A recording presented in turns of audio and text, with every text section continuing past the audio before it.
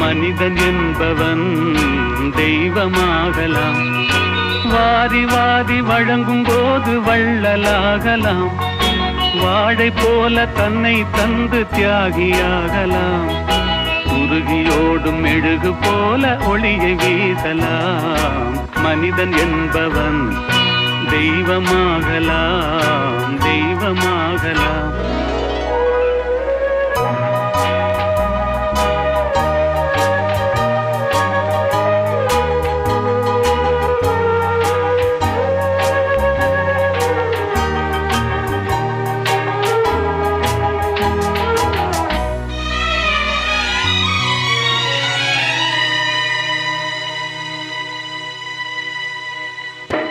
ஊருக்கென்று வாழ்ந்த நெஞ்சம் சிலைகளாகலாம்.